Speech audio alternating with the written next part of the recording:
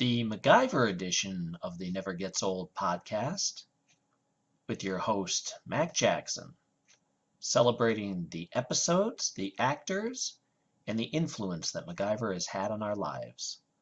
Like us on Facebook and subscribe to us on YouTube at MacWJack.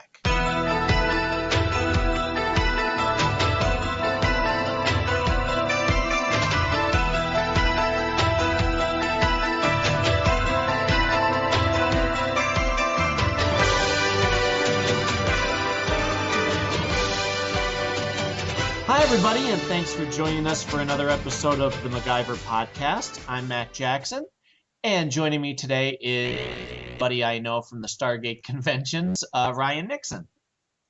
How you doing, Mac? Good. All right. So first, before we get into anything fun, tell everybody about your website. Well, it kind of turned into a business. I originally started doing prop and costuming Stargate-wise.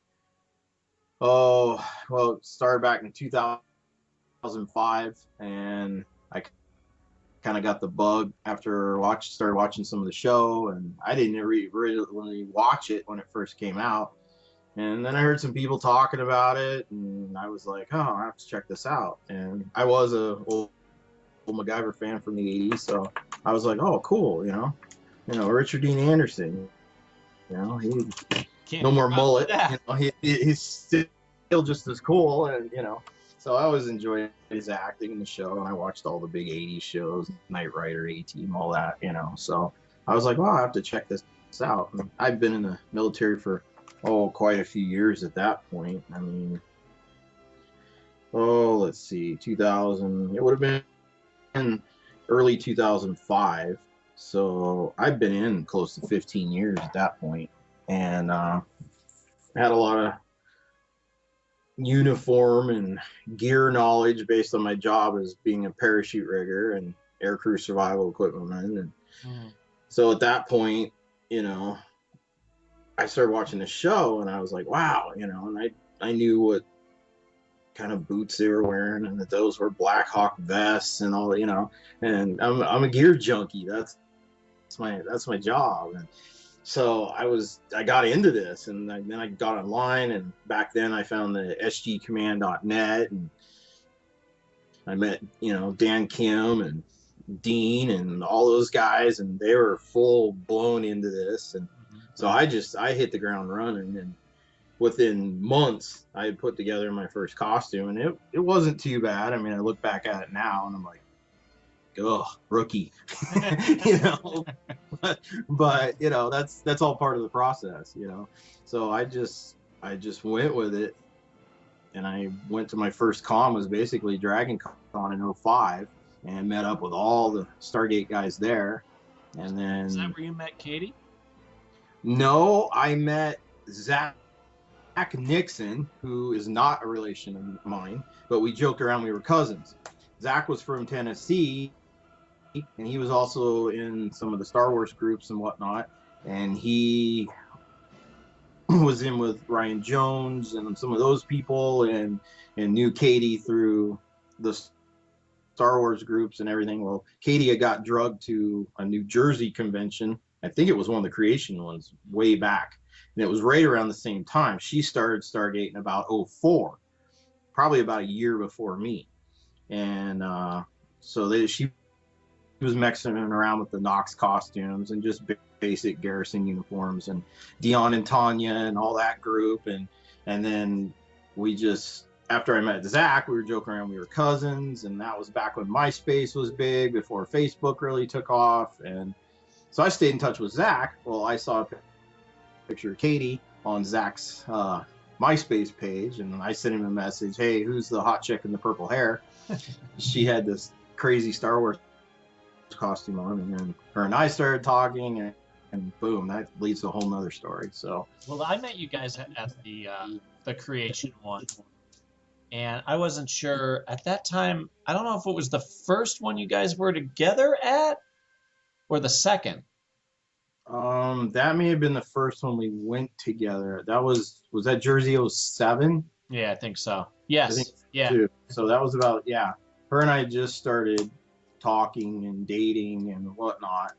Um, I was in Atlanta at the time, and that's how I was able to go to Dragon Con. And then I got orders to Maine, and they asked me if I wanted to go to Washington State or go to Maine. And I'm from Washington, and I didn't want to listen to my parents complain every 3 day weekend that I didn't drive 3 hours to see them. So I was like, rain and drizzle or snow and lobster. I was like, I'll take snow and lobster.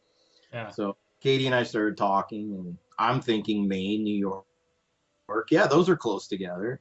Being from the West Coast, and all the states are, it takes like 6 hours to drive across the state. There where I'm thinking all these New England states. Oh, it's real close. Well, I didn't know she was south of Buffalo, so that was 10 hours from Brunswick.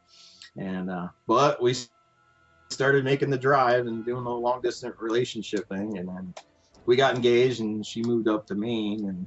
But yeah, that was '07, and just as we were starting to date and things were getting serious. So yeah, I think that was the first con that we did together. So she had been to that Jersey one before, but I had never been to the Jersey one. What was I going to ask you? Because I remember when you guys got engaged. Where are you living now? We live in Western New York, about 2 hours south of Buffalo and Rochester, real close to the PA board. Good, because it was funny. I would always be saying, "Boy, got to see you guys," and you guys were so far away. And then when I found out you were moving, I thought, well, let's hope that you guys get closer. Yeah, we bought an old farmhouse out here. Oh, it's been about a year and a half ago now. Really? Yep. So it was built in 1900. So I'm really fiending for HGTV to get some of their help out here.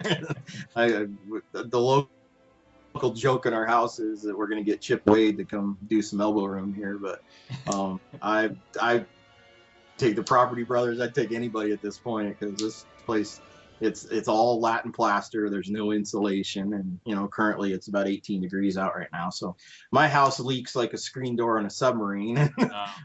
My gas bill every month is way too much. But yeah, we got a big barn I want to redo. I'd love to move my shop out of the basement actually into the loft of the barn, and then Stitch's loft would be in the loft of the barn. So which is the name of your website. I want to make sure everybody knows. Yeah, being in the Navy and being a parachute rigger, we're kind of the bastard children of the aviation rates. All the aviation rates start with A, and PR doesn't start with A.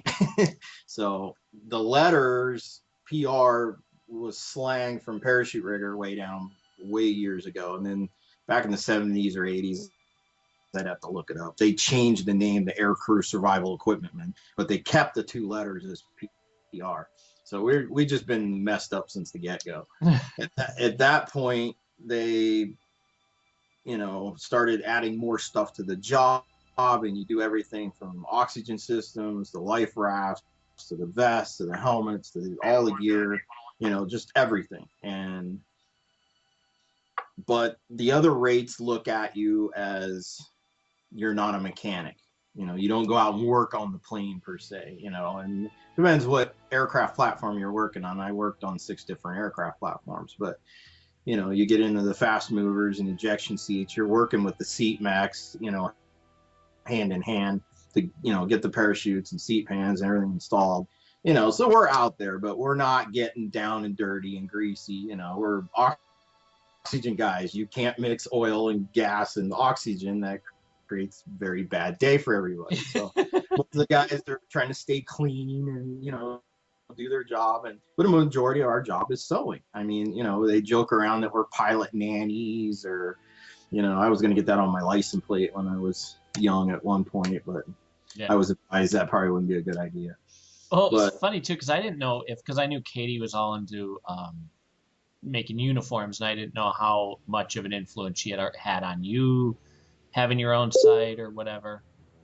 She really didn't have any influence on me as far as making this stuff because I started doing it, on my own before we met. And she does a whole different sewing than I do. Mine's the heavy industrial, the thick webbing and the parachute harnesses. And my sewing isn't always pretty. So I don't sit down and make little flowery dresses and it's going to look, like it came out of Macy's. That's more, she would every year for the Navy ball, she'd go to Joann's, pick out a pattern, buy some fabric, and she'd make her own dress. Because I don't know how many times we go to the Navy ball and we walk in and there'd be 2 or 3 chiefs' wives off standing and 2 or 3 of them are wearing the same dress because there's only so many dresses to choose from in a small town, and they go to the same mall and the same store, and boom, guess what? Everybody shows up wearing the same stuff. So she never wanted that to happen. She'd always go out, pick her own pattern, her own fabric, and within 2-3 days, she'd come out of the room and she's like, "How's this?" I'm like, wow. It just blew me away, the stuff she could do. She did help Sci-Fi Hero with some of the Battlestar uniforms. She got to the point she was ready to put a gun in her mouth with those things, but she just got burned out on. She got so burned out on them, she refused to watch the show. She hates Battlestar Galactica because of all the uniforms she had to do.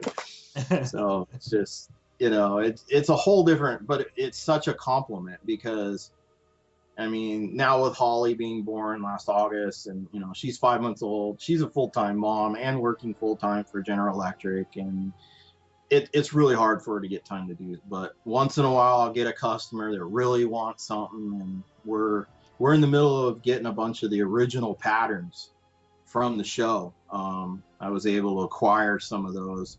We've got patterns incoming right now. SG1 Atlantis, and I've already got a whole bunch of Universe ones that I got from VIP auctions. Right. So we're stockpiling all the patterns at this point. So hopefully in a year or so, I'm gonna start experimenting. I got one guy right now that's begging me for an Atlantis costume, and she's trying to get money to get her Vala Dominatrix costume done, and that's gonna have to be done by a professional, full leather, people that are used to doing leather, And there's companies like Pendragon and stuff that do, some of the Farscape stuff, and it's pretty close. But her and I are real sticklers for accuracy, and I love that. I don't always push that on everybody, but it's just my own personal, Oh, sure. No, it's funny too because I was thrilled to see that you actually do some the vest because I was telling you I got that vest from Nathan. Who everybody will know from being on the previous episodes, right? Nathan Shell. He was nice enough. He's like, "Here, I have an extra one. Take it."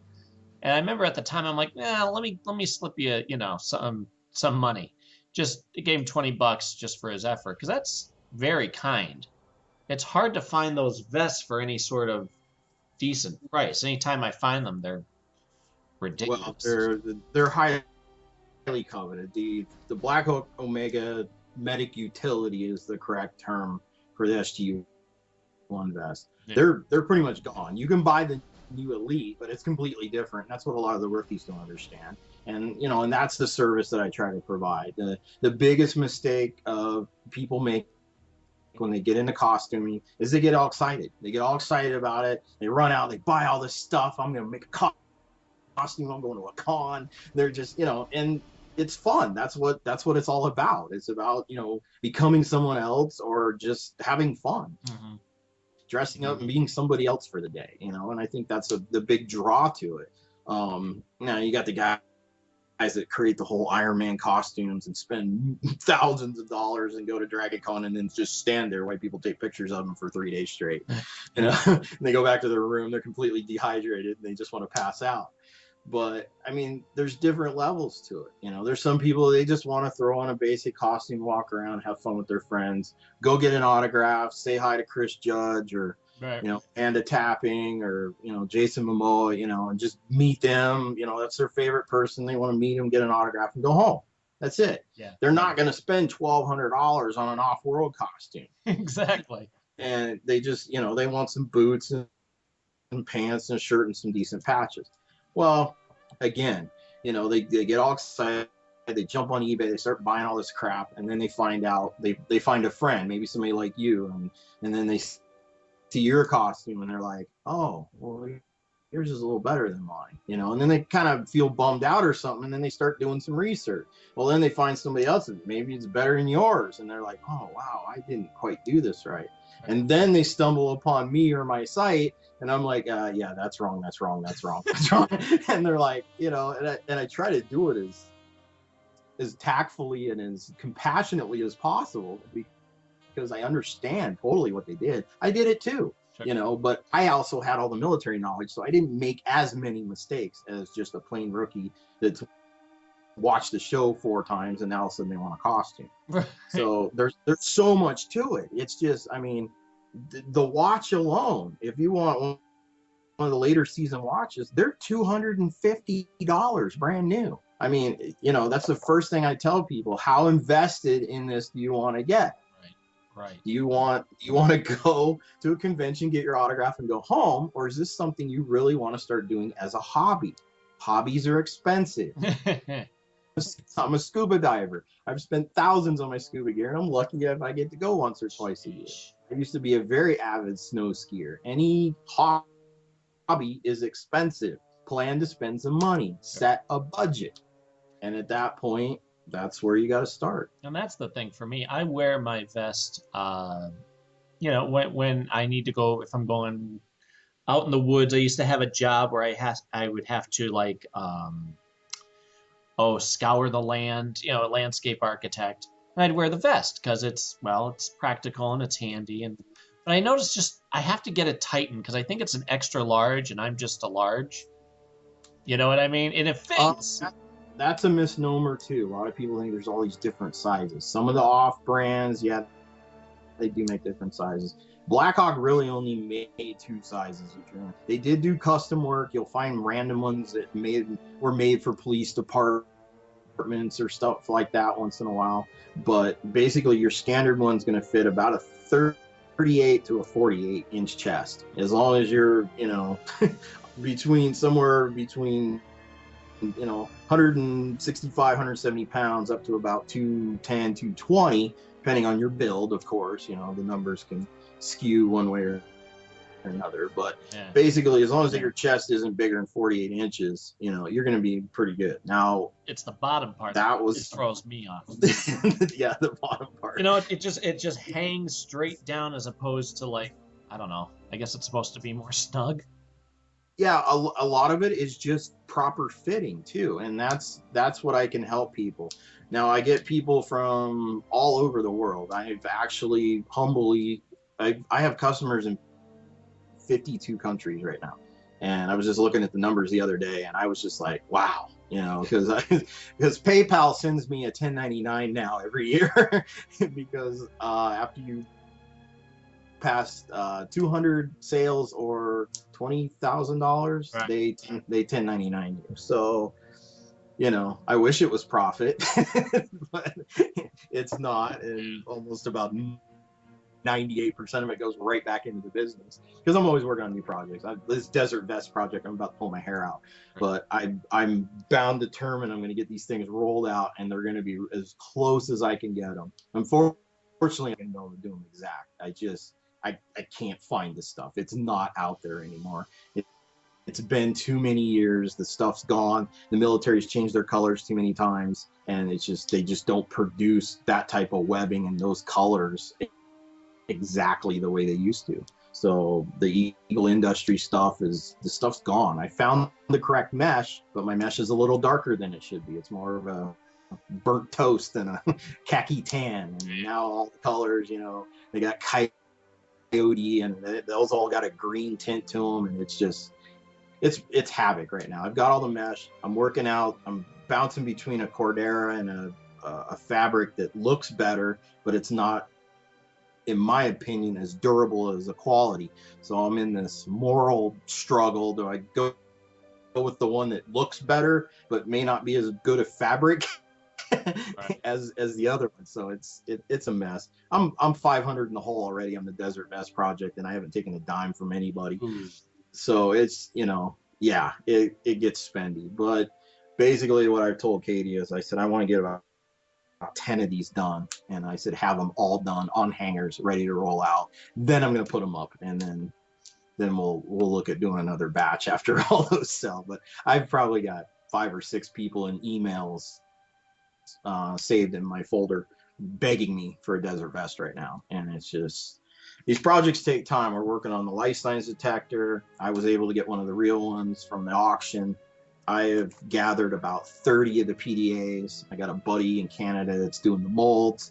Justin's working on the decals, and we're going to end up, this is going to be a triple split, by the time we get it, and these PDAs have cost me a fortune. I've spent probably over $1,000 just on PDAs, and we haven't even sold one yet. So it's, people need to understand I'm not getting rich off this at all. And I try to keep my prices as affordable as possible and just, support the habit. Well, I noticed that the Atlantis vests are easy to find. They're much easier than the medic utility, and I don't know why. Yeah. I think just due to the fact there was more police departments and more units that like that rifleman style vest because it held the magazines. Of course, the P90 mag won't fit into it. And that's one of the biggest, funny things about Atlantis is every time they pull out a new mag, they're pulling out from inside their vest, and they won't fit in there either. But that's more of Hollywood's glamour. Yeah. But, well, it is what it is. I don't know if slowly they're going to disappear as well. And those, the Gen 3s now, that's the one that actually says Black Hawk. Right. And the only people that wore those were Amanda and Tori, and Weir was the first one to wear it, and basically her vest ended up going in after she left the show. Her vest just went into the rack, and when Amanda showed up, they basically put Amanda in Tori's vest. Oh, and yeah. I haven't been able to prove it 100%, but I've screen matched some stuff pretty close, and I know the person that bought Amanda Tapping's Atlantis vest, that was Tori's vest too. That's cool.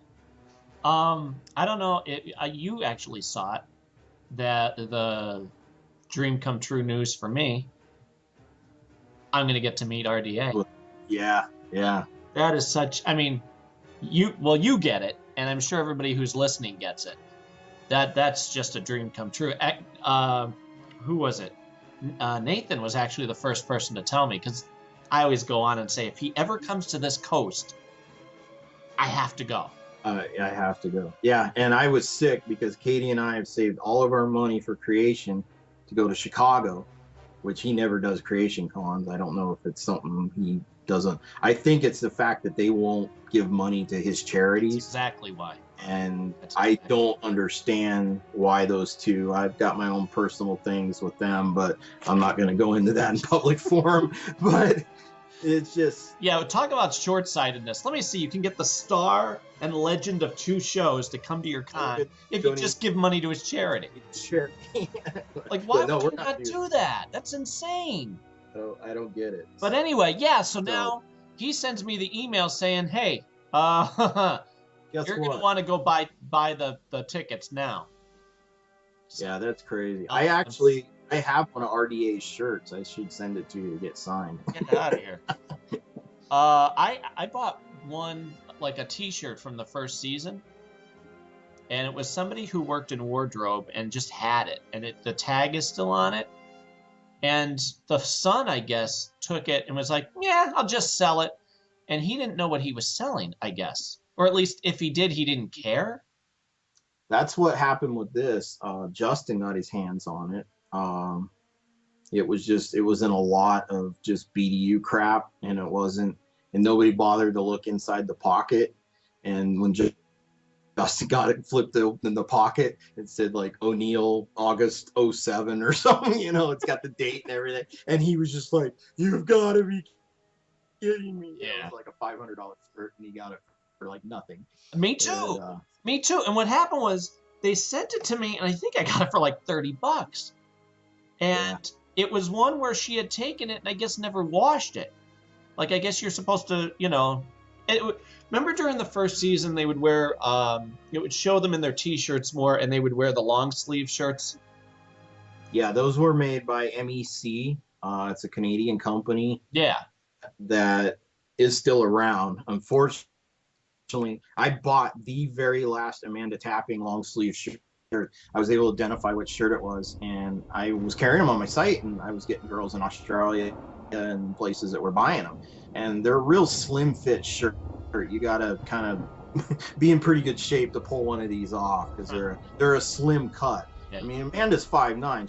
She's not a tiny girl, but she's always had a very good figure to her. So they had her wearing these things. Bala was wearing Old Navy stuff and bouncing around, but Amanda and RDA were wearing these MEC shirts. Mm-hmm. And I got an order. I had to reorder. I went to the company and they were like sold out. It was like barely anything left. So I actually called them, and the guy's like, well, we're out in the warehouse, but there's some at the stores I can pull back. And then he found out I was in the States, and he's like, well, we don't ship to America. And I'm like, you gotta be kidding. So I called Justin. I'm like, I gotta send some stuff to you. And he's like, okay, no problem. So I got a hold of them. They pulled everything they could find. It was like 2 mediums and a small. That was it. That was like 3 shirts left. I bought all 3 of them, dropped a bunch of money, had them shipped to Canada, and then he had to ship them to me. And then I threw them up on the site, and I sold the last 3 here. It was last year, and they're gone. The men's you can still get, I think. I haven't looked in a while, but they're, this is what happens. The stuff that was made in-house, like the blue shirts like the scientists wore, you can't get those. Good luck trying to find that microfiber type material. And even if you did have the patterns, that stuff was all serged on all the seams, and it's just, craziness. And then the stuff that was bought, now this stuff's all disappearing. So the vests, the shirts, the fortune, and then we went through the whole OD green, sage green transition, and that was another nightmare. I could do like 100 PowerPoints on how to do all this stuff, and that's what these rookies don't understand. They send me this email, hey, I want to get a costume. And I'm like, okay, what do you want? And they have no idea. So that's what I have to spend is these hours, and I enjoy it. I love coaching and teaching, and I always push that on the sites and stuff. I do free consulting. I don't charge you for my time for the consulting, and even if you don't buy from me, okay, but I'm going to spend the time to educate you and make sure so you're not going out there and buying stuff 2-3 different times. Don't make that mistake. Do your research first, calm your excitement, and do it right the first time. Because I've had people come to me and they want to do these upgrades, and then they're looking at my prices, and I'm like, listen, I spend hours every day scouring the internet, finding these old watches and stuff that they don't make anymore. But I got down in my shop right now, I got 2 of these Sunto Vectors. I mean, they got all the letters on them. They're almost brand new, mint condition. One I just sold recently was still in the box. $250 watch, and I let them go sometimes for $100. See, and that's the difference, that when I get anything, for me to get a shirt from RDA years ago, that was a first season shirt. I got it a few seasons in by luck. That I'm thinking, holy crap, I would never be able to sell it or let it go. And my buddy Nick, who does the Never Gets Old podcast with me, he's into buying the toys, and he'll take them apart like action figures, and he'll paint them and sculpt them. And I admire the heck out of that, but I know I couldn't do that. I don't know. I'm just too, I think everything's just so fragile. You know what I mean? Yeah, it's, some people, they love collecting. I've got quite a few things. I got a chunk of the gate. I've got one of the stunt knives. I've got a vest from every show. I spent a ton of money, thousands of dollars. But I remember during auctions. Well, for me too, is I went to the first auction out there in Seattle because it was my home state. That was cool. So I went home, and basically I started helping PropWorks, I didn't even get paid. They just put me up in a room, and I was a volunteer, and I was working like all day and lugging all this crap around, setting everything up, carrying the stuff around, but I was having a ball, and then I was looking at the auction catalog, and I was seeing all these mistakes, and I'm like, I went to some of them, I'm like, this is wrong, and so they're kind of giving me a hard time. They're like, well, could you do a better job? I'm like, yeah. And they're like, okay, well, you're going to edit the next book. And I'm like, oh, great. So at that point, and then I get this email, and they're like, okay, here's the book. It's going to printing in 6 days. And I'm like, what? Are you kidding me? So I literally sat down. The first email I sent had like 74 mistakes, and I was only a third of the way through the book. And I was like, because they were doing cutting and pasting, and they get to like tailless vest, and you read the description. Well, it would say 6 magazine pockets and da. Well, no, tailless vest was only 4 because she was so tiny. They removed the rib pockets on the far outside. So it was just typos, But they just, nothing against them, but they were so busy, trying to put all this and there was just so much stuff. They didn't have time for all that type of stuff. But that was the stuff I enjoyed doing. And I had done so much research. I knew where to look for mistakes, and I could just breeze through it. And I was like, oh, I know they got that wrong. And yep, there it is. They cut and pasted again, And it was just and the same thing when I worked on Green Lantern. The gals in costume, they didn't know what a CW-27 flight suit was.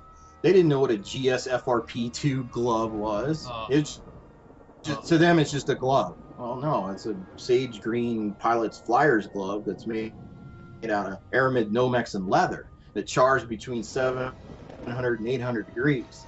And they're just looking at me like, what? So it was just, it was my 20 years of military experience and in that field of clothing and gear and all that. So I was able to apply all that. That's why I got the job. Yeah. And it just spooled from there. So I'm able to find this stuff for people and offer it to them at a price they can afford. I always try to work with people's budget, and that's the first thing I tell them: set a budget. Mm-hmm. What kind of costume you want, and set a budget. So, and I'll work with you. So you guys aren't going to be at the convention in August? No, we're going on a creation in August. Chicago. In Chicago. Well, that sucks. I was hoping to see you guys. Yeah, I know. And we've been going every year, except this year. This is the last creation Stargate convention ever, which I knew they'd probably have everybody there, except probably RDA. Right. And Amanda hasn't showed up on the list yet, but I mean, the list is growing and growing and growing. Of course, Dan and Payne and those guys are there every year, but they're going to have pretty much everybody there. Were you there the year when Amanda was supposed to show up at the convention and I don't know if it was her father-in-law passed away or somebody, but at the last minute she couldn't show up?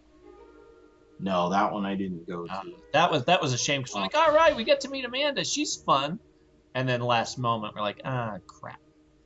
Yeah, it happened. I went, that's what kind of launched my fame was the whole re-enlistment thing. And I didn't intend for any of that to happen. It was just something I wanted to do.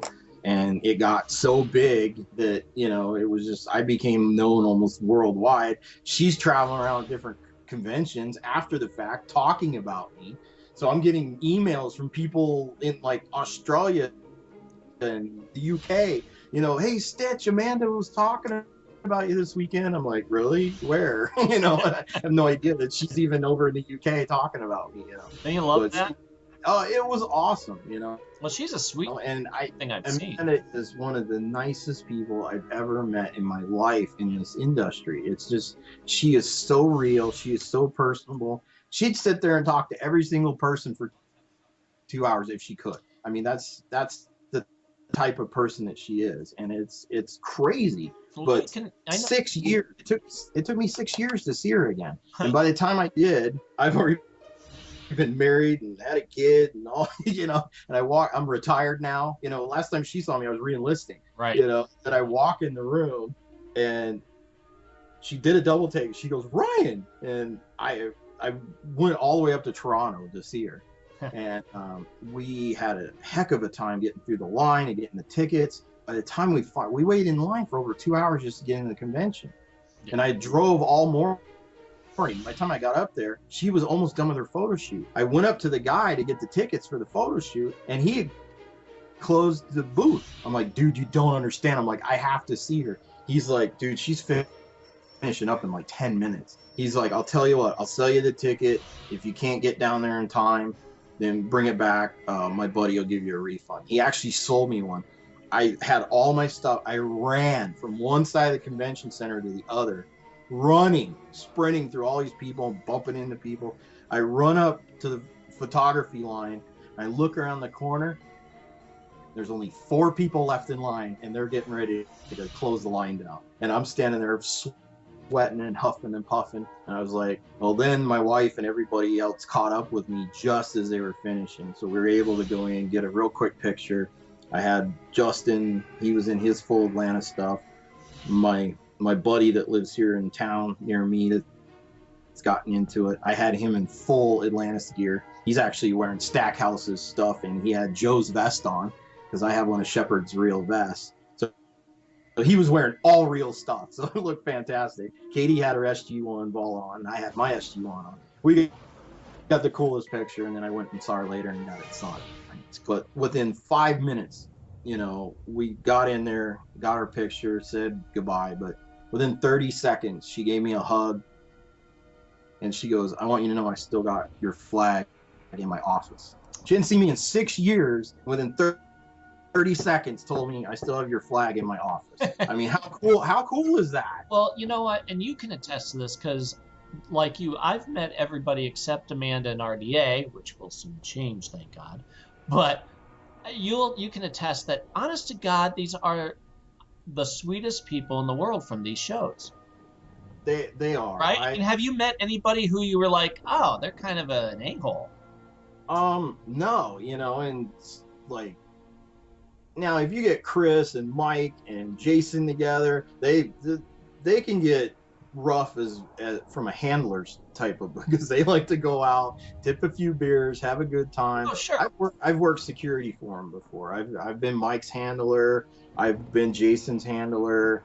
I've been around Chris. I know how those guys get, but it's just, you just got to deal with it. It's just, they're having fun. They're blowing off steam. And they're wonderful. Like I'm saying, they're wonderful people. Every time I'd see Chris or Mike at these things, it's kind of cool to have them come up to you and go, oh, hey, how you been? You think you're just one of the people in the crowd, but as long as you're not insane, and I've seen a couple insane people.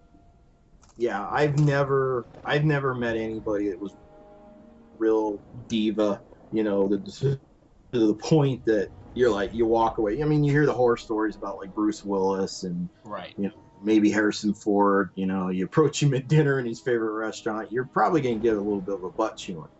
But you approach these people in the right way. Don't get all fanboy on them, and just treat them like they're another human being, but be respectful. And that was the thing when I was Mike's handler. I did a lot of bodyguard and security work coming up through the military as part-time jobs, and I've worked for Ron White. I've been a bodyguard for Ashton Kutcher and Brittany Murphy when she was still alive. I've met Nelly. I've met huge celebrities. Right. And I still get starstruck by certain people. I've walked Beyonce to her dressing room. But it's just, you're not always going to become friends with them. Right. And that's the thing with the Stargate people is if you're kind of around a lot, they will start to develop, certain relationships with you. Yeah, you're not going to have their home phone number, but you're going to get an extra 20, 30 seconds at the autograph table. They're going to ask you how you've been. They're going to write a little extra line on your autograph. That's the way they are. The people that just sign their name, oh, thanks, nice meeting you, and move on. That's what you normally get. And the Stargate people, they're not that way. I mean, it's just they, Tori, when she found out we were moving to New Orleans, Tori wrote this big thing because she was going to go down and do a Habitat for Humanity thing. I actually gave her my number. She said she was going to call us. I was going to take her out to dinner, but we never did hear from her. I don't know if she ended up doing it or not, or just forgot or lost my number or whatever. But I mean, it was sincere. She had all intentions of trying to get a hold of us. Right. Because I told her, I said that New Orleans is a rough town. It was shortly after, the hurricane and everything. So, but it's just you get to know them. You never know. I mean, I was standing outside one night. I've been Jason's handler for part of the night, and I had my Atlantis headset on, and it's the one I had made. And he, in his big old gruff voice, I mean, his acting isn't any different than his personality. And Jason Momoa. Oh, yeah. Ronan. And he reaches out and he snatches his headset off my ear, practically ripped my ear off. And he goes, "Where'd you get this?" And he takes it off and he puts it on his ear. And I said, "I made it." He goes, "You made this?" And he's playing around with it. He goes, "This is way better than the crap they give us." Yeah. And that was such a compliment to me because my headset, that was my first prop. That was the first thing I ever made. And as much of a stickler as I am with screen accuracy, mine, if you hold them side by side, mine doesn't look like it should. But I found some better materials and stuff that was a little more comfortable because I started hearing from the actors how uncomfortable those headsets were. And it's because they were molded into one shape, and not everybody's ear is the same shape. So I went out and I found something that you could adjust and bend and twist and flex and make it, so when you're wearing it, it looks about the same. Right. And my wire's a little thicker. What you got to remember is those big HD cameras that they use for shooting that stuff, they get much better resolution than just some guy at a con taking a picture. So there are certain things you can play with, and they're still going to look about the same. So do you what was I gonna ask? Did you start watching MacGyver? You said that you were watching that before Stargate, obviously. Did you watch it right from the beginning? Yeah, but that was when I was a kid. Right. I couldn't remember half those episodes. No, Now, but I didn't know, because a lot of people, the guy who started this, he actually came to me to get this. I don't know if you've been listening from the beginning, but he was 16 when we started this, and he wasn't even born when the show started. Right. So it blew my mind, like, wow, okay, so I guess not everybody has watched this right from the beginning. And he was only 3 seasons in at that time, too. So I always like to see where people picked up with, starting MacGyver and, Well, there's a lot of crossover people don't realize because, Chris Judge even did an episode. Yep. He played the student, Yeah. and you can go on YouTube and find that fairly easily. Oh, yeah. And that's not something I was going to remember. I ran across it one time. It was just trivia, and I was like, wow, I didn't know that. And then you find out that one of his stuntmen slides over, and guess who he is? Right. Tyler. Oh, yeah, and that's the thing. I don't know if you were there. One of the times I was talking to Don Davis was telling Cindy and I, he was, and he was such a sweet guy. Don was awesome. He would come over, and I wish I'd spent more time getting to know him, because you just don't know. But I talked to him one time, got my autograph. He was super cool to me. Found I was in the Navy, talked to me for a while, and the very next year he was dead. And I was just like, wow. Well, we got to see him a bunch of times, and again, he was one of those guys who would see you, and he came up behind me and was like, "Hey, Mac, how you been?" I'm like, "Oh, hey, Don, good."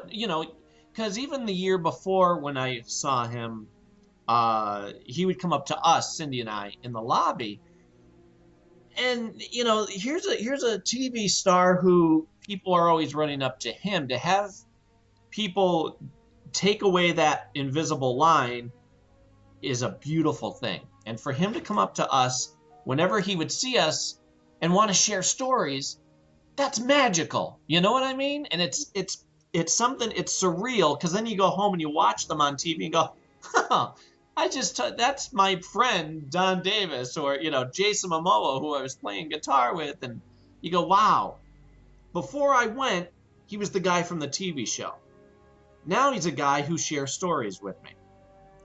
And so Don would come up to us in the lobby, and one of the stories he was telling me about, because he knows how crazy I am for RDA, he goes, you know what? It's hard to have heroes nowadays because of how the media loves to tear them apart. And he goes, you're right. I can tell you from personal experience, Rick is someone who you should admire. It's because of him that I got on Stargate. And I said, well, I remember you on MacGyver, because he would have little moments on MacGyver. He goes, yeah, and that wasn't even planned. I was Dana Elkar's stand-in, and starts telling us the story of how RDA remembered him and got him to come on as the boss, quote unquote, which I guess is how they referred to that character in the beginning, who's going to be the guy in charge. Rick was the one who said, get Don. Don is kind of like Dana Elkar, if you like that type of dynamic, and brought him on. And I thought, this is so cool. And then another time he tells me about, you've watched Highlander, the series, haven't you? Oh, yeah. Okay. Well, Don was on a second season episode of that, and he goes, we were filming one time outside, and somebody had, it sounds like a cliche, somebody stole his, a woman on the street, her purse got stolen, and the guy was trying to run through. And Adrian Paul, who plays Duncan MacLeod, stops filming, runs, tackles the guy, and pins the guy down until the cops come and get him. Now that's a hero. And he goes, he says to me, you like Rick, you'd love Adrian too. Hey, like, yeah, I guess so. So, these are stories that not everybody hears. And to have him go, were you, I don't know. That's the great part. That's the great part about building these relationships from, because they start to open up and they tell you stuff, and it's amazing. I mean, that's the kind of relationship you have with Dawn is kind of what I've developed with Carmen. Okay, I mean, Carmen's a sweetheart too. Yeah, he sees me, he will do a U-turn in a lobby, whatever, Yeah. And yeah, we're not sitting there talking for 2 hours, but he will come. He's like, man, how you been? It's great seeing you. I mean, he has such a respect for military people and stuff that he's been so respectful to me, and always just, because he didn't know about the re-enlistment, and I told him about it, showed him the pictures, and he's like, man, I wish I could have been there for that. And I said, it was amazing. And I said, I started to choke up. I said, she was practically crying by the time we got done. And I said, until she cracked a joke, and then everybody just started laughing. And I said, but he goes, that is awesome, right? He's like, and he just went on and about her, because they had a huge bond on the show, Right. It was a thing when they killed Selmac off, And Cindy actually told him when we were talking with them, she said, that happened right around the time my father passed away, and it really was meaningful, that scene between you and Carter, and it meant a lot, especially after losing my dad. And he gets up and gives her a big hug and a kiss, and this is at the the autograph table. Yeah, and these people get it. I mean, you'll watch some of Amanda's interviews. She talks about these women that have been empowered by just her acting and the character of Carter. Yeah. And not just military women, just regular women that have come up and been so empowered by her character, and just, I mean, some of them just come up in tears, and she's very humbled by it. I mean, they treat the fans differently, and that's what's just so sad about what MGM has done with this franchise.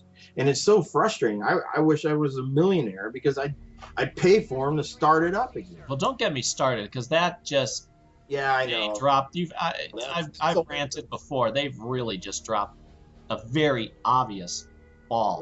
well, and it's money. It's everything is sex or money. That's what it comes down to in life, and that's all everybody cares about anymore. You know, my Yeah. dad and I were talking today, and he goes, "Yeah, if it's something crooked, it's sex or money. It's just Well, one of the that's other, all it comes."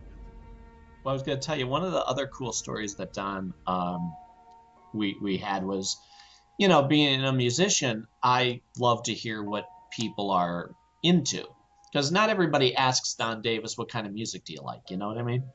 Right. And so we were talking about, I was telling him about my influences and he was telling me about some of the music he likes. Well, that night they were supposed to do a, what do they call it? You know, basically a cabaret or I think Right. The it's, yeah. little skits. Yeah, and basically it gives a little more one-on-one time with a select group of people and he comes up and what he had planned to do was he said, I had a whole suitcase full of books that I was going to read from and give you some inspirational quotes. Well, they lost it at the airport. However, I was talking to my friend Mac there, and I'm sitting in the audience, and 200 heads whip around at me. I'm like, oh, hi. He goes, and we were talking about music, and he gave me the idea. Since I don't have my books, I thought, here's a couple good songs that have great, and because of that, his whole skit was because we were talking about music.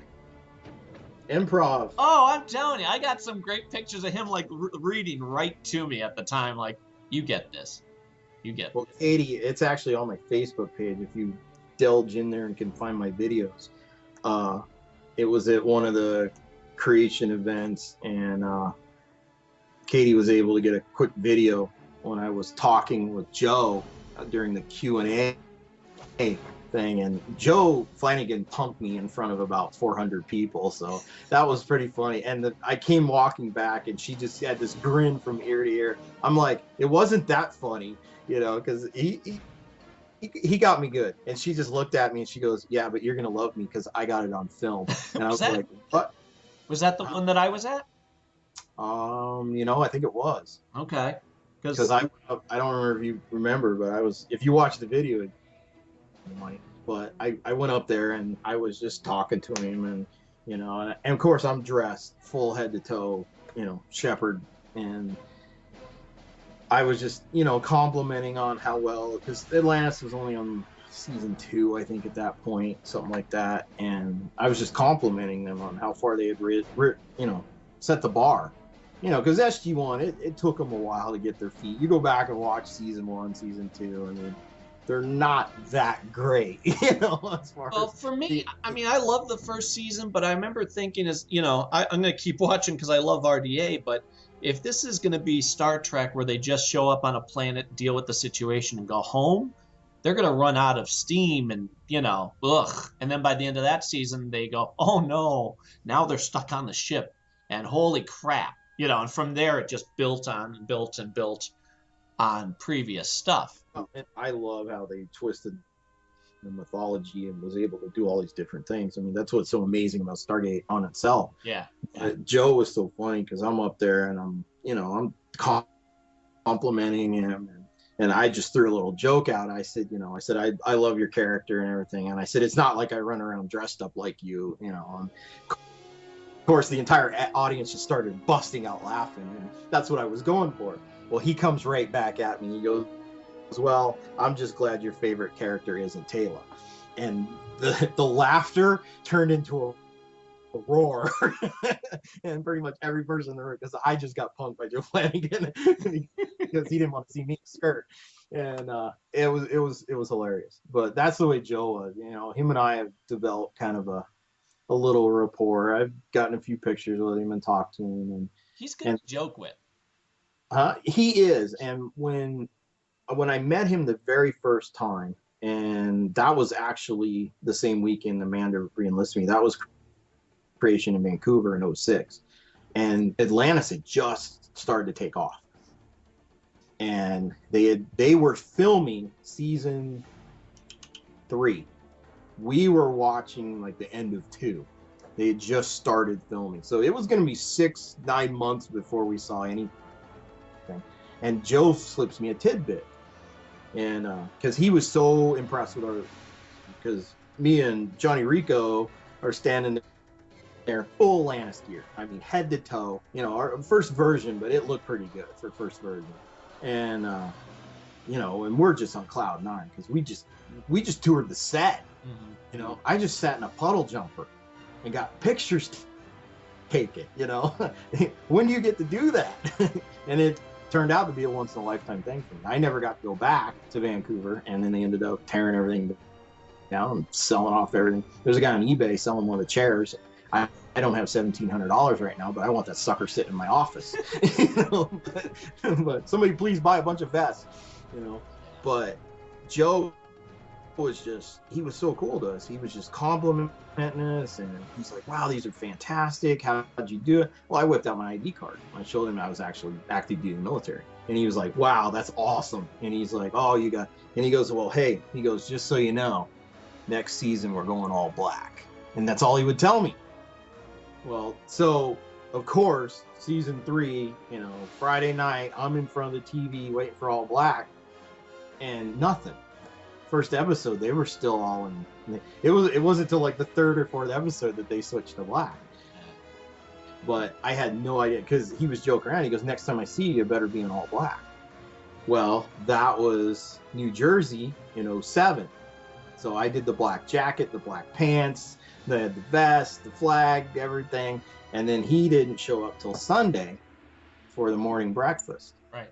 And then he did the Q&A later. Well, that morning, he had went out with Jason drinking the night before. He was practically hungover. He showed up Sunday morning with his sunglasses on, you know, his hair all jacked up. He comes walking down the hallway, and I'm standing at the door because I was helping out, and I was standing at the door of the entrance to the breakfast. And he comes walking up to me. He didn't say a word.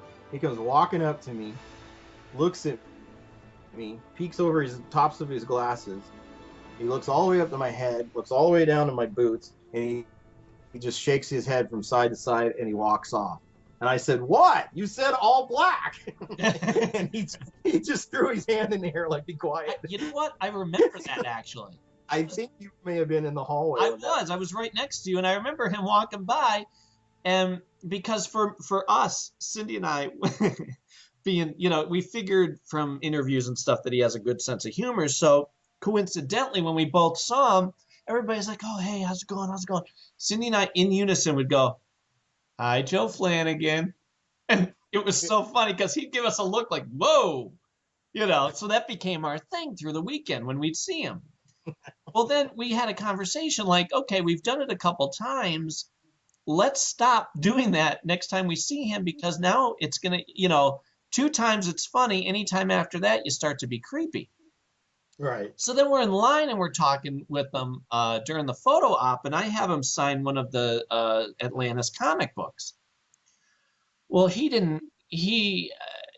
well, being a comic book collector and loving Stargate and all, I would get they would come out with like multiple covers.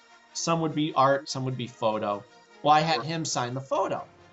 And he goes, whoa, this is cool. I've never seen this before. I said, you've never seen the comic that you're in? He goes, no. I said, well, then here. And I take out the other one that I have. I go, do you like that? He's like, yeah. I said, good, keep it. He goes, get out of here. I'm like, yeah, go ahead. You know, God, if I can give someone who I enjoy something that they're going to enjoy, my pleasure. You know, the $3.99 that I spent on the book is well spent. And he's like, wow, thanks. Cool. All right. So, you know, I think, okay, good. Now it's something other than being funny with them. And, you know, then we go for the photo op, and he sees us. It's like, oh, hey, guys, now he loves us. Now he puts his arm around us. Like, how you guys been? I'm like, okay, good. Good. Are you talking about the Avatar series? Huh? Are you talking about the Avatar series? Yes, unfortunately. Yeah, because they had a really nice one. It was issue 2, I remember, with the Shepherd photo. And he's on it's season 1 promo photo. Because he's got the tab on the collar, so you can tell it's season 1. Right. Right. Yeah, and that was, you know, But yeah, he stand in front of the gate. That was one of the great photos that they did. the that whole series they could have done so. When they announced that they were doing a Stargate series, I thought this is going to be fantastic. We're going to get more stories. And it was like they got writers who just, we want you to do, and the second attempt when Universe was about to come out was even worse, because it was like, let's just take a generic story and throw in SG names. You know what I mean? They would be so god awful bad. The one in particular, they did it was the miniseries where instead of it being the gods based on the mythology that we knew, they would run into the Greeks version of the gods. Did you? Which some It he was did a fan film on, and it wasn't too bad. the what? I said, which somebody did a fan film on. Was that Hades? No, that was Justin. Really? What was somebody did a fan film on that very premise. It actually wasn't that bad. I bet it'd be better than the book. I'd really love, that's something I've been pushing Justin for. I really want to do a fan film. I want to do a whole script. Mm-hmm. I want to, I have one customer, he did a little quick snippet thing in full costume, and he's running through the trees and falling down in the snow, and he's doing somersaults and slamming in the trees, and there's staff blast going off, and it's only about 10 seconds long, but cool. It was one of my customers. I did a full costume for him, and he was working on a fan film, and he goes, "Hey Ryan," he goes, "check it out. Like, here's your costume. It looks great." If you could find stuff like that, send it to me, because I'd like to know that. Yeah, I will. It's on the Stitches Loft Facebook page. You'd probably have to scroll down quite a ways, but it's on there somewhere. I'll find the link for you. Yeah. So I mean, that was bad because I thought they're missing a great opportunity. Oh, and that was the other thing. The art from the Stargate comic book. All they did was take a photo, and I could look at the issue and go, okay, that's from episode 3 of the second season. That's from, because they would just copy.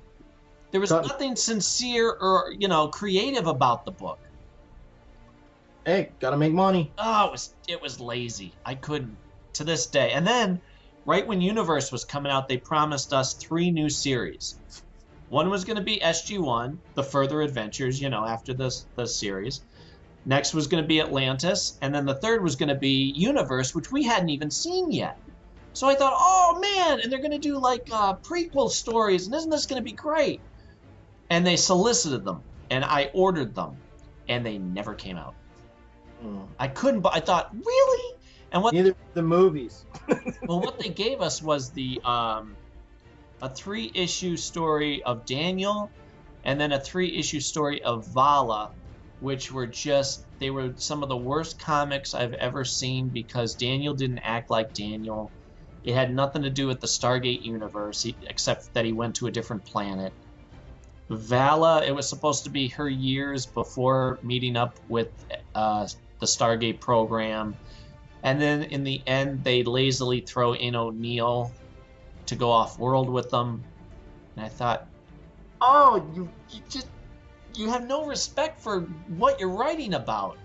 Meanwhile, there's guys like me who love to write, who would just, if I could send somebody a script, I would do that, Well, and that's what was so cool. I sent you the link from Joseph's blog, right?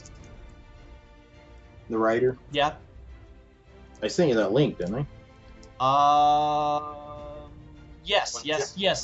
I enjoyed that interview. That was nice. Yeah, when he let me take over his blog, I was dumbfounded.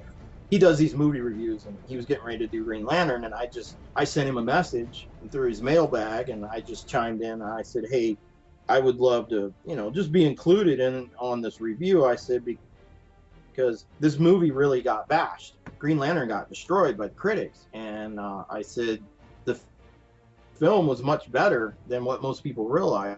I said the problem was the editing. I said there's so much footage that they never saw, and I only know because I worked on the film for 6 months. Right. You know, I was out there every single day seeing what we were shooting, you know, how big Ferris aircraft was. And my wife, I got her an extra part, and my buddy was a field truck guy. And, you know, I called friends in. I was helping the assistant directors set up all these extras, and we busted our butt for a week. They rented a Learjet and put Air Force decals on a Learjet that sat out there for a week. It wasn't even in the movie. You know how much it cost to rent a Learjet? It was just like, and they had the refueling truck come by there and park by, and there was this whole scene where the Carl Ferris had all the Air Force generals, and they're in these little golf cart things, and they're giving them the whole tour. And you know, and that's what Martin Campbell was preaching every day. He's like, I want to show how big Ferris aircraft is and all these employees, and, you know, make it. And that's when the scene when Hal goes in there and gets his butt chewed, and Carl's so mad because he's got to lay off all these people because they just lost the contract for the Sabre. People, you know, it made more of an impact because it was all these employees, and it's huge thing, and you lost all of that. The guy that edited the movie, I could choke him. Well, you know what? It's funny. My buddy Joe, who is a big, you two would get along great because he's big into Star Wars and all. We'll go see a lot of superhero movies together. And I saw this one with Cindy, and I remember seeing you, and I'm like, hey, there's Ryan, isn't that cool? A lot of people missed it because they would show me twice, and it's like, bam. Yeah, bam, bam, I guess it's because I know you that I'm able to find you. Well, looking right at the camera the first time they show me, and then they cut away, and then they come back, and I'm swiveling my chair. Yeah. And then I reach up, I'm typing, and I reach up for the switches, and then boom, it's the jets. And then, yeah, I remember him saying, though, because Cindy and I saw it, and we walked out of there, and the problem that we had was, not with the movie, it was the way that everybody bashed it before it even came out. The day it came out, the initial reviews were, this is terrible, you're going to hate it. So, nobody gave it a fair shake. We saw it and went, you know what? I could see the problems. And Joe, my friend Joe, put it best. He said, the way that they edited, it seemed like it was 4 different stories that they just put chunks of, as opposed to letting it flow and become its own, you know, one movie. It feels like 4 different plots. I'm like, yeah, but we accepted it for what it was. We enjoyed it. It was a fun, you know, lighthearted superhero movie. It's not the problem rises. With the editing was exactly that. It was a movie that flowed. All the footage was there. When you take a movie that's 2.5, 3 hours long, and you chop it to 1 hour and 58 minutes, it's going to seem like 4 different movies because they cut out so much. You lose the relationship that Hal has with his brothers and his mom, and how much animosity there still is there, that he does the very job that, you know, his father died doing. You lose the bond that him and Carol had, because they turned the entire thing into a flashback. If you get the Blu-ray version of the extended cut and you run the non-theatrical version, it's even way better because they put 5 or 9 minutes back in the movie, and that even helps. Really? The only other bitch I have from that part is the Sinestro training portion. Thank you. When I came home, I can't, because I work at a theater part-time. Darren Jones, my boss, bless his heart, when I moved here, I went to him immediately. The movie wasn't out. I just finished wrapping. As soon as I wrapped, they wanted me to stay. I actually stayed in New Orleans 2 weeks longer than I was supposed to, so I could work on the movie a little bit longer. I left July 3rd, and they wrapped like August 15th or whatever. Most of the crew was done by the mid-August. It rolled out June 17th the next year, 2011. So I went to the mom and pop theater owner here in this little town, and I told him who I was and what I did. And I told him, I said, I was hired at pre-production. I said, I would like to see this movie all the way through to the very end.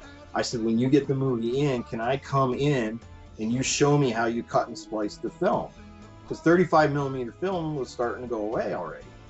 And we actually shot canisters on Green Lantern. Now, when I did Ender's Game, they were shooting digital. But Martin Campbell's old school. We shot canisters. I mean, you got like 50 feet of film in those Panavision reels, and that's it, you know. So every time cut, you know, and you're watching it count down in the corner of the camera. How many, you know, feet are left basically in this can. Yeah. And when I got here, you know, Darren showed me how, you know, they get all the reels in and you got to cut and splice them. You got to put them in the right order. You know, it's a big deal. It's a whole operation. So he showed me how to do it. He actually let me splice the film, taught me how. I got to help put it together. Then we put it on the platter, put it on the reel. And then he goes, well, I'm going to go down to the bar if you want to watch the movie. And this was a Thursday night. And he flipped the projector on and he walked out. I got a big bag of popcorn, a big soda. I sat down in a 250 seat movie theater by myself because my wife had to work the next day. And it was about 11:45 at night on a Thursday night. And I sat down, I watched the entire movie by myself, you know, and I was so excited. And I got done and I was like, and he come walking in about 10 minutes before it finished. And I come walk, he goes, well, how was it? And he goes, it sucked, didn't it? You know, he was always bashing on me about the film, just giving me a hard time.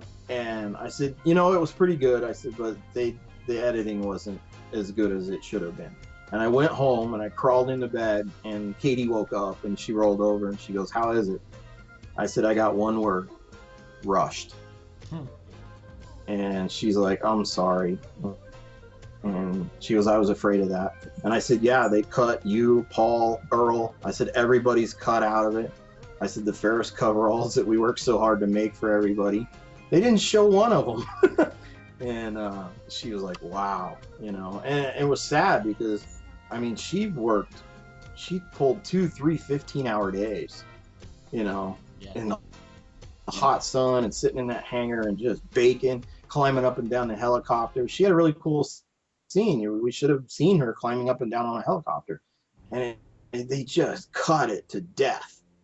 And it just broke my heart. But when the Blu-ray came out and the behind the scenes stuff was there, then you can go in. I appear all over you go in. There's an F-35 section, and if you go into the Blu-ray behind the scenes F-35, then they show me like 10 times, which is cool. I'm standing right there behind the director and everything.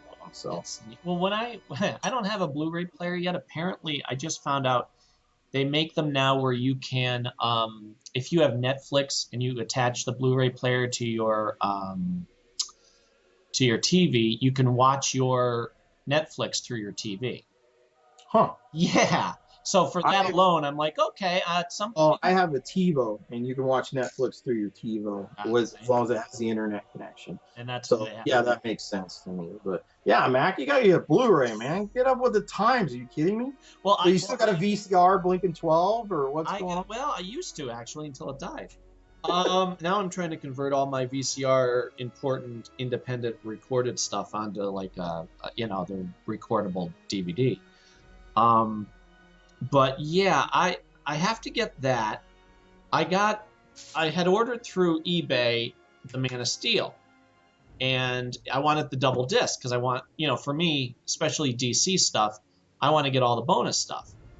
Like the animation stuff, I love the behind the scenes. Let's have the artist talk about the history of a character and, the development of this movie. I'm a sucker for that.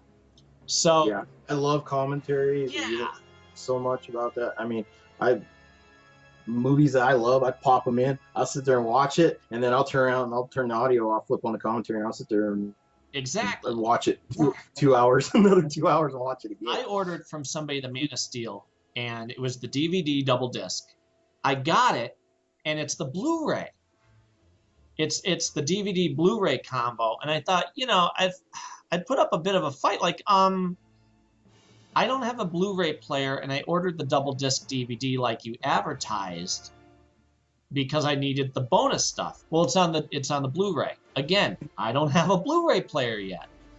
And then he starts getting mouthy back. Did he reply back, take your cheap butt to Walmart and buy one? Honest to God. I thought, you know what? He started to get mouthy, and I'm like, no, you're missing my point. It's the fact that you advertised one thing and sent me something else. Yeah. However, I think I'll just hang on to the Blu-ray because it's inevitable. I'm going to have to get that.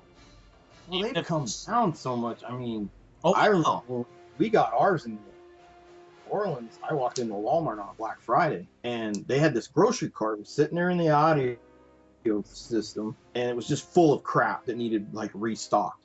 And I saw this Blu-ray sitting there, and Blu-ray had just come out. They'd only been out a year or two, and I was like, and I just got a brand new Samsung 46-inch from Best Buy. I had had it about 6 months, and here was this Samsung Blu-ray player, and it had like markdown or whatever.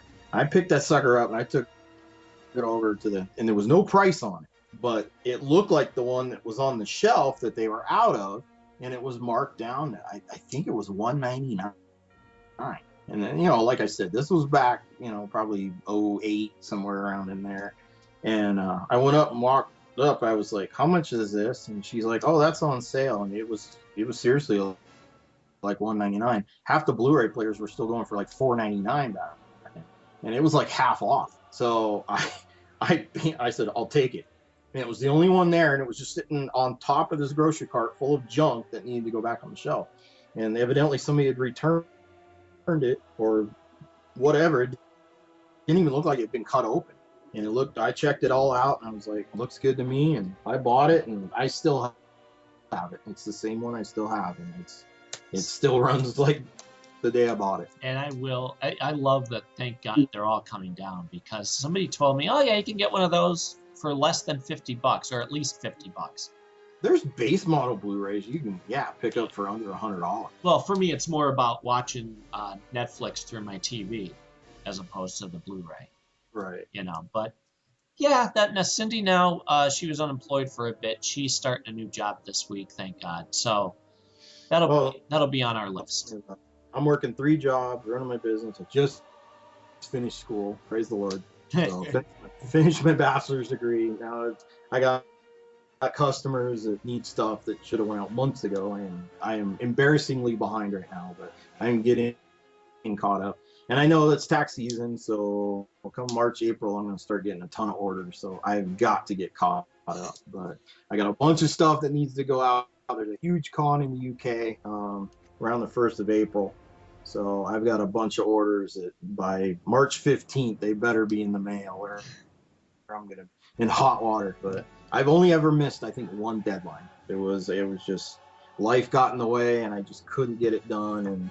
And bless their heart, the customer wasn't that upset with me. They completely understood.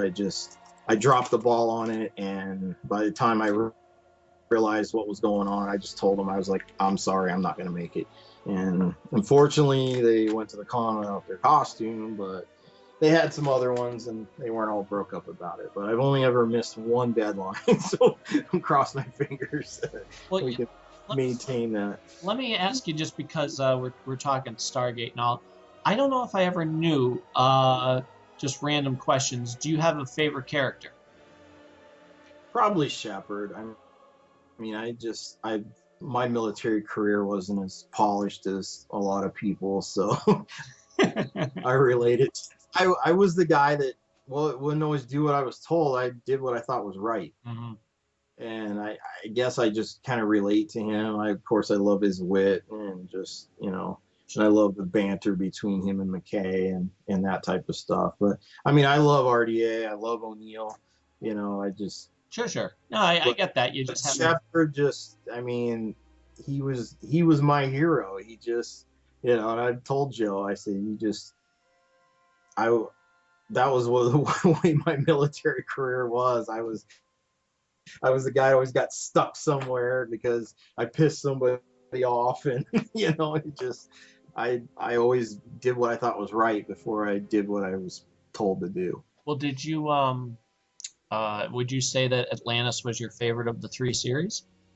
It was. I am a huge SG-1 fan, and I would never turn my back on SG-1, but And I actually, honestly, I probably costume more SG1 than I do Atlantis, but I always have my Atlantis stuff, ready to go. Yeah. I just, I loved Atlantis. I think Letters from Pegasus, that's the one that did me in when they just went back and, Tori's going over all the stuff and they're doing all the flashbacks, which I thought was a very cost saving way to do an episode, because they were rehashing all the, you don't have to shoot as much. You're only got a couple people That's on, true. and it was one of those budget ones I call, where they do stuff like that. But it saves them money, and then they can sink more money into a later episode. Yeah. But it makes sense. But I love that episode.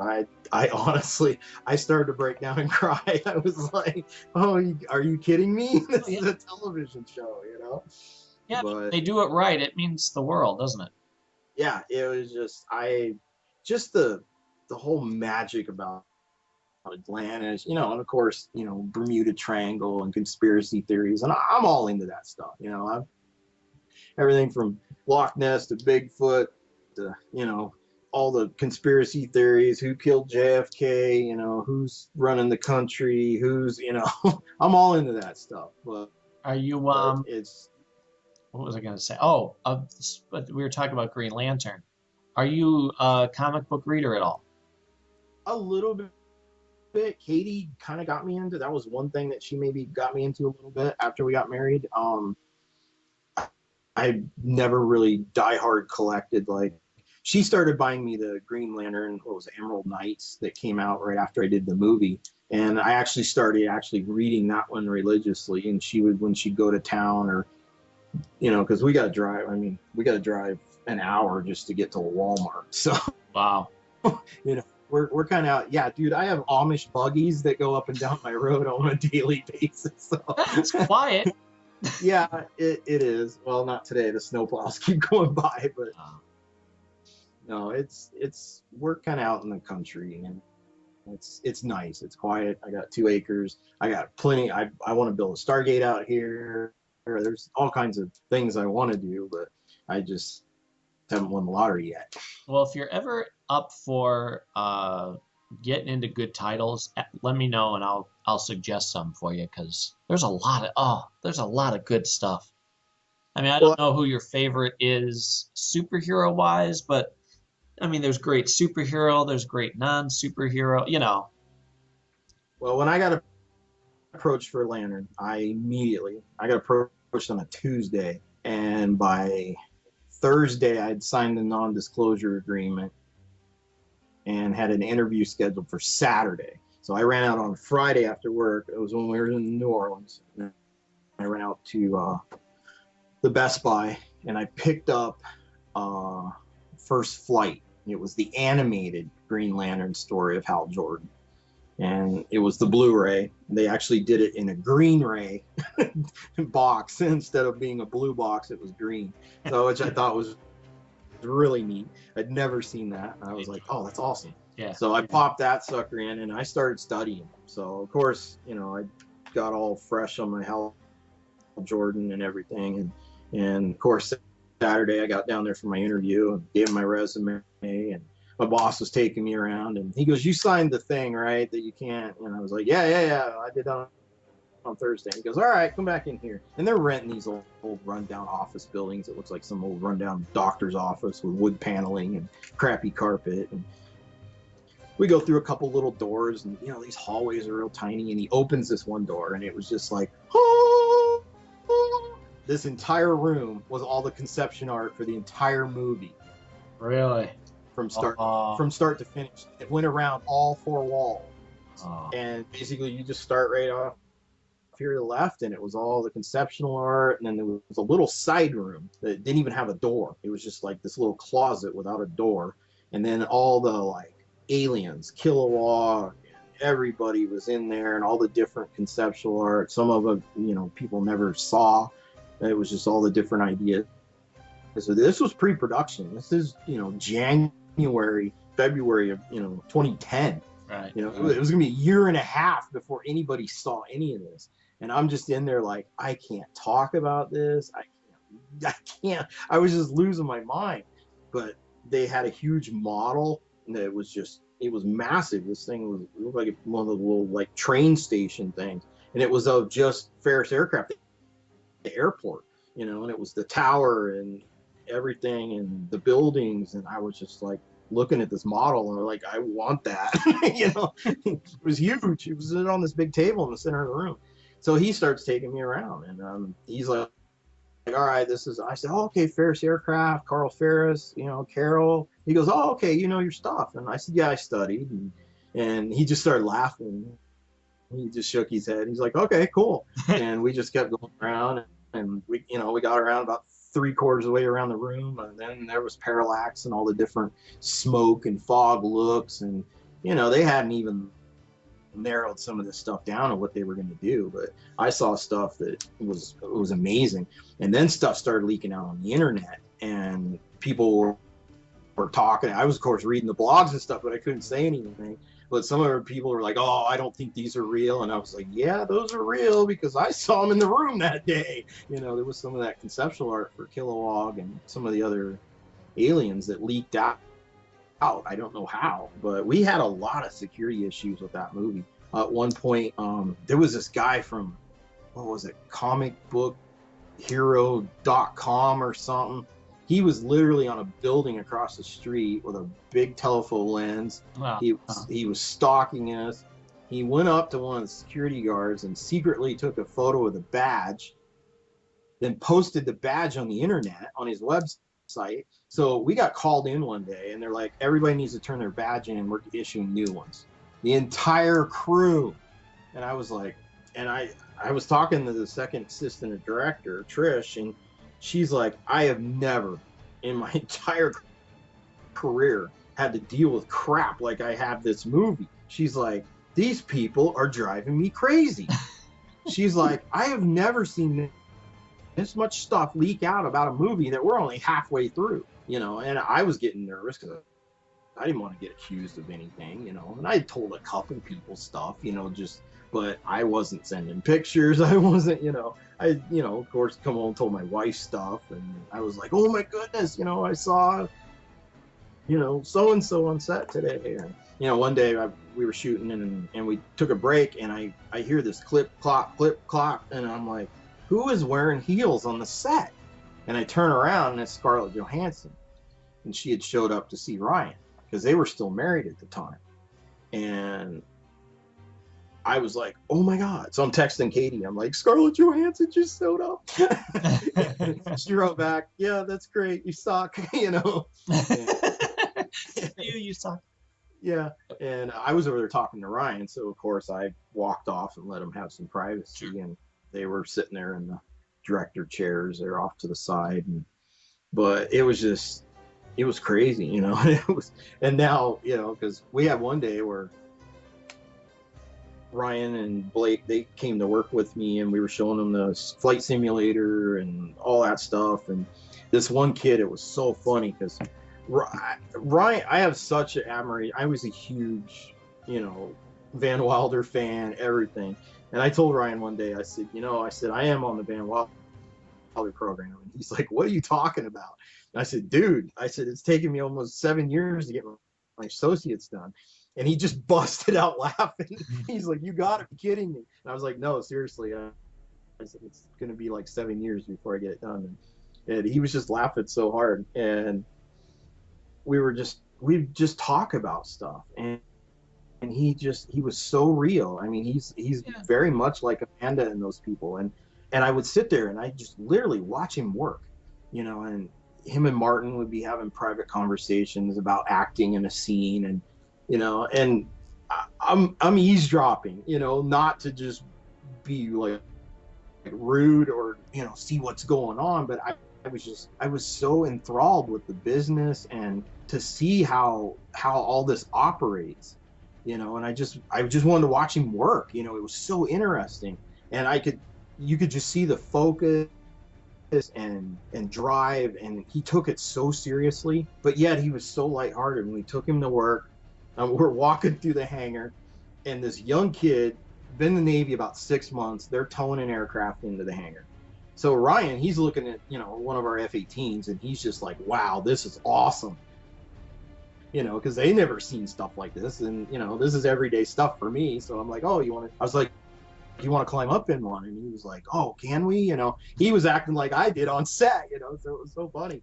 So this young kid sees Ryan, and you can't miss. I mean, Ryan Reynolds is Ryan Reynolds. You're not really going to miss him on the street. He's about 6'4". He's like 190 pounds with a 12 pack. I mean, you could be an Ethiopian and feel fat standing next to this guy. And I told him one day, you just make me feel fat just being in the same room. And he's just laughing. But this kid comes running over, and he's like, oh, and he's supposed to be staying with the airplane because they're towing it in the aircraft. So he's trying to stay with the plane, run up and talk to Ryan at the same time. So he's doing this dance back and forth. Big, tall, lanky kid. He must have been 6'1", 6'2", probably weighed about 150 pounds. I mean, he's just about 18 years old. He's just freaking out.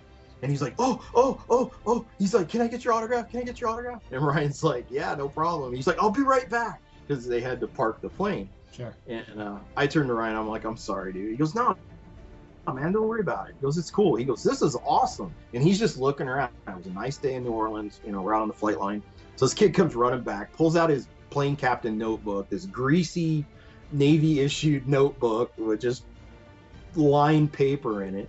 And he hands Ryan some greasy pen, and he's like, and so he asked him what his name was, and he's starting to sign it. And the kid's like, oh, I loved you and so-and-so. And he named some film I had never heard of, and I still to this day can't remember it. And Ryan just stops writing, and he looks up and he goes, oh, you're the one that watched it. And he goes back to writing. And I just completely lost it.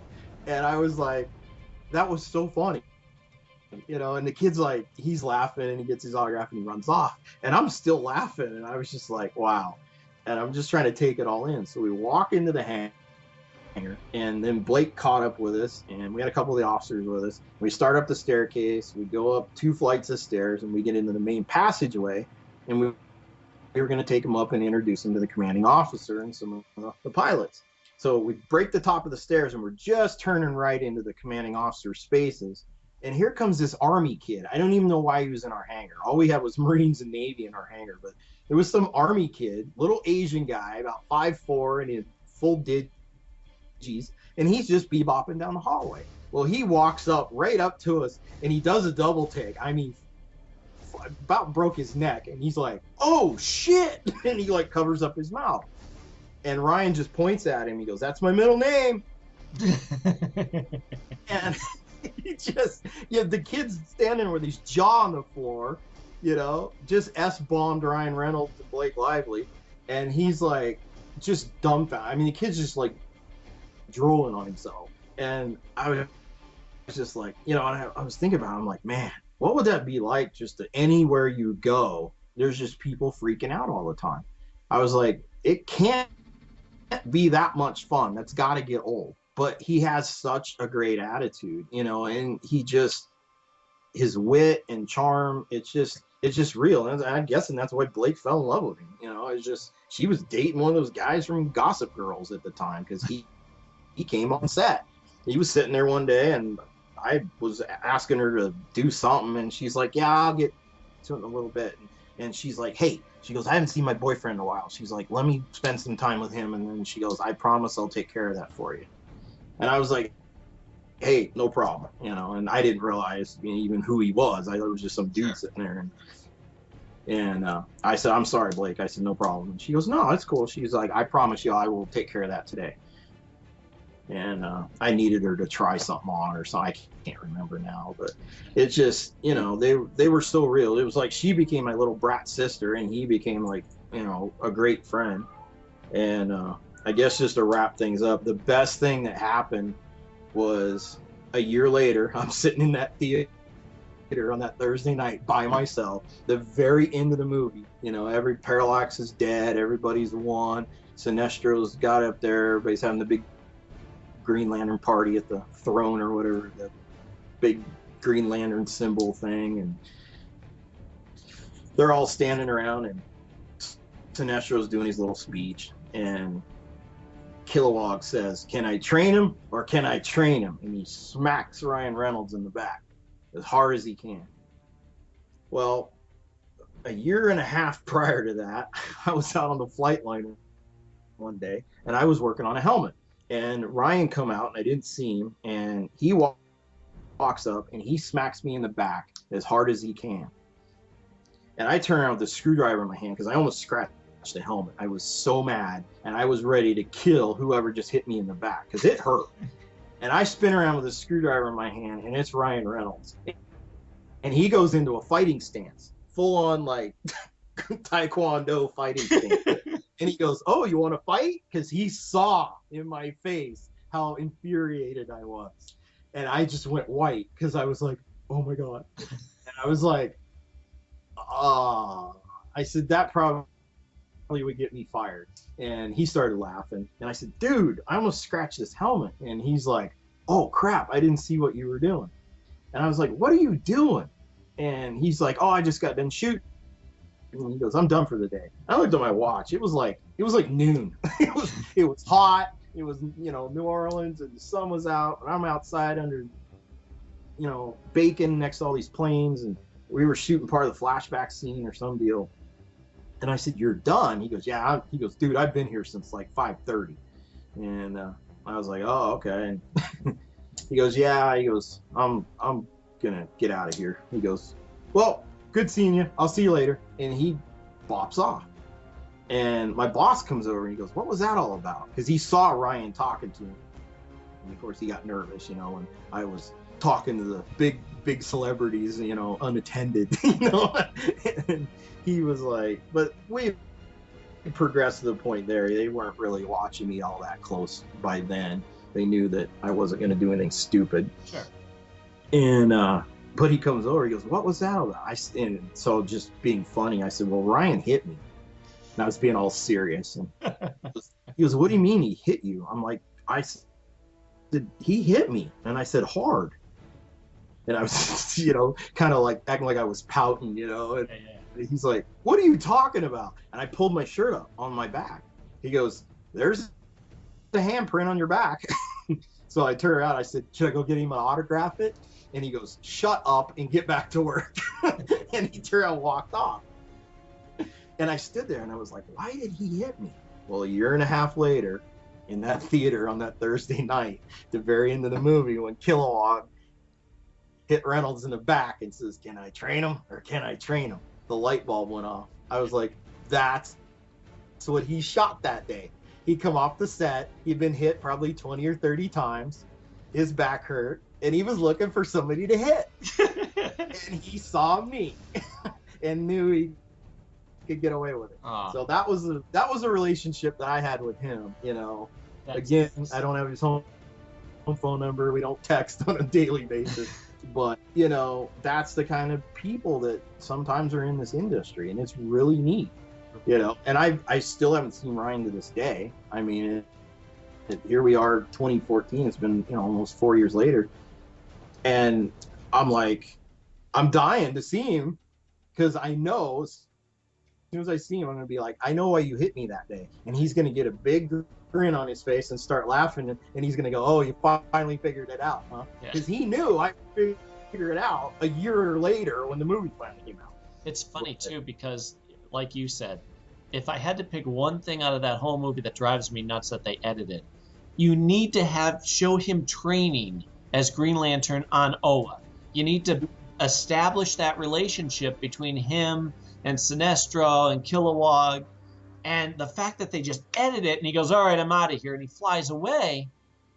Well, they tried to, and that was another thing, because what they tried to rely on was the fact that Hal Jordan never finished anything. He was a quitter.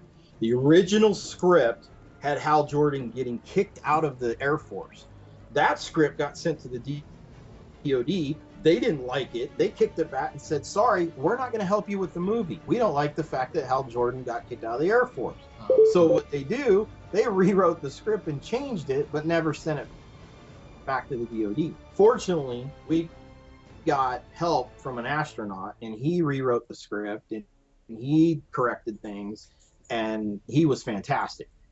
We got a bunch of technical advisors for all the aviation stuff. We fixed all the problems. We corrected the terminology. We made it realistic. With the aviation portion of the movie, I am the proudest of, because we made it look real. I actually got interviewed by BAE Systems, a subcontractor to Lockheed Martin, a year after the film, and was selected for a job to work on the F-35. Unfortunately, all the budget restrictions hit Congress, and the defense spending fell out the bottom, and I never got the job.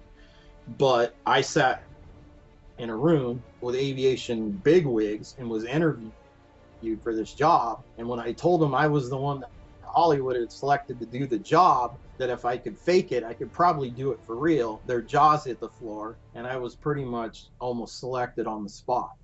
Right. So, you know, it it was what it was, you know, but it never really happened. But as far as the editing, you know, they rushed it. I mean, if they'd left those key things in, more people that weren't die-hard Green Lantern fans would have understood more about the movie and what the plot and the premise of the franchise was supposed to be about. I agree. Hey, next time, I'd like to have you on again sometime. We'll have to go deeper into our sci-fi loves. Yeah. You know, because I know there's a bunch of shows that we both watch and movies that we can have comments on. I started as a kid. I still remember dun dun dun dun dun dun. You know, Buck Rogers, man, and looking at the yeah, see, date 1997 or whatever, and on the what they put on the preview thing there, and I remember as a little kid, man, what's it gonna be like then? Yep. You know, I used to just daydream. You know, I come running home from school and drop my book bag, come sliding in, and we had the old big analog TV, and I had to push the button, I had to warm up, and oh sure, you know, the big old Zenith and the big brown box, and we only got two. We got 2, 4, 8, 9, 13, and then I could get one channel on the UHF. I know. Isn't it funny when you think back to, wow, that was in my lifetime? Yeah, it's crazy. The first time I saw MTV, everybody else had MTV, and I came back from a vacation, and there it was.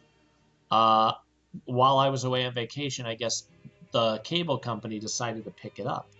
And I remember turning it on, and the first song that I heard was Sweet Child of Mine from Guns N' Roses. Nice. Yeah, right? I'm like, okay, I like these guys. You know, and I'm not a heavy metal guy or anything, but Guns N' Roses always were a good band. That was high school for me, so yeah. I guess yeah. Hating myself. I just got a PayPal announcement on my phone. Somebody placed an order, I think. Yay! Hey. Do you have a song, like I usually let the guest pick a song that I could find to play from YouTube to, you know, play us out? Do you have a favorite band or a song you want to pick? Oh, man. I mean, it probably wouldn't be totally meld with all this. My favorite song ever is Motley Crue, Kickstart My Heart. But that one? That probably wouldn't wrap up a No, it's up to you. I mean, that's fine. That's hey. Favorite song, man. I forgot you do this. I should have been more prepared for that. No, about it. Is that the one you want? Oh man, I don't know. I have no idea. I have so many favorite songs. Well, let's do that one for now, and then next time you're on, you'll have another song in your head. A little rock and roll, and we'll calm it down this time. No, that's fine. All right. Well, thanks everybody for joining us. Don't forget to check out Stitch's Loft. One other question for you: where did you get the nickname Stitch? Oh, yeah, we were talking about that earlier. We kind of jumped over that. I was talking about being a PR, air crew survival equipment, and the mechanics giving us a hard time because we're not real mechanics to them. They used to call us Stitch and use a female derogatory word after that. And so that the stitch thing was always a premise in our job. And then I had this one Navy pilot. I told him one time, I'm like, I need a call sign, I need a nickname. And he was like, what about Stitch? And I was like, oh, I just kind of rolled my eyes, and I was like, yeah, because that's always followed with the B word, you know. And we were laughing about it. And I said, well, that's kind of cool. And then my wife, she really liked, you know, the Disney Stitch, you know, and which was really cool because we got to see somebody in costume down there when we went down to Orlando. So I got a cool picture that's on the site too. And I was posing with, they said we had Stitch and Stitch there together, hugging it out. But loft comes from the word paraloft. If you go to my bio, I talk about all that, and that's where all the work was done for the gear. So I put Stitches Loft, and everybody likes to throw an E in there, but they got to understand it's possessive. It's apostrophe S. Right. So when you go to the website, just drop the apostrophe because you can't put one of those in. But www.stitchesloft.com, STITCHS. I get mail from credit card companies and stuff all the time. I got one the other day, and they put the ES in there, and I just laughed and threw it in the trash. Can't get my name right, I'm not even going to talk to you. Nice. But a lot of people Google, because I can look at my Google Analytics and I can see what people are searching for, and there's a lot of people that throw that in there. But and then there's also a stitchloft.com, and they sell like thread and stuff. So, but I tried to find something unique, you know, that way usernames and logins and passwords, and you know, so that Stitches Loft went together real well. A buddy of mine in New Orleans, he was cool enough to take the Navy rating logo and he cocked it out of 45 and made it all look cool for me, and then came up, the text is real similar to the text from Sliders, talking about sci-fi, so right. we'll have to touch on Buck Rogers and Sliders later, but the yeah, it just evolved from there. I just a buddy of mine helped me put the site up, and I started selling my headsets and fuel things here and there, and started doing vest modification. And I've been doing them for years, but just mostly people off, you know, from the forums I belong to, and people would send me their stuff and send me $50 for this, or you know, $100 for this for my time. And you know, I usually, labor wise, you know, it depends how hard the job is, but you know, I always try to cut people a break. But it just evolved, and after I got done with the movie, my wife's like, well, why don't you know, turn it into a business? So we created the site, and we launched it, and I'm trying to remember what day it went live. I'll have to look here real quick. I think it was early March. I'm posting on the MacGyver podcast Facebook page just so people could see it, and then I'll do it again once I air this. Hopefully within this week I can do that. Yeah, the first order. Yeah, we went live in March of 2011. Wow. And, yeah, the first order came in March 28th. It's been up a couple weeks, and that was Earl. Earl's one of my longtime customers. He's always ordering. Right, he was a very. I got a special place in my heart for it because he was my first customer. He was my very first order. But he's ordered from me 1, 2, 3, 4, 5, 6, 7, 8, 9, 10, 11 times since then. His last one was here just past October. I'm doing one of the Atlantis backpacks for him. All right, everybody. We will talk to you next time. Don't forget your comments and your art. If anybody knows an artist out there who wants to do some nice promo stuff for us, we'll gladly accept it. And would possibly love to have them on as a guest, too. But please check. Questions. So we have more questions for next time. What'd you say? I said lots of questions. If anybody's got questions. Oh, yeah. Especially about costuming. If we're going to have Ryan on, he's the guy to ask. And don't forget to check out Stitches Loft it's stitchesloft.com. You can't go wrong with that. No, it's pretty fun. And next time we got to talk about being dads too, because I want to do that. Holly Bear. She's 5 months, just over 5 months. She's already had her first desert Stargate costume, which Katie worked on so long that by the time she got it done, it didn't quite fit, and we had to wrap a sack around her feet. But she's got these cute little boots, and we're gonna try next Sunday to shoot again with the updated. Katie went as far as she made her some new patches. She took the Vala patches, shrank them down even more, and then painted them. Nice. So they're gonna look at a distance very, very accurate. So you can fool the camera. What'd you say? You can fool the camera. That's right. All right, everybody, we'll catch you next time. And this is going to be Motley Crue, Kickstart My Heart. It's Ryan's pick. We'll see you guys later.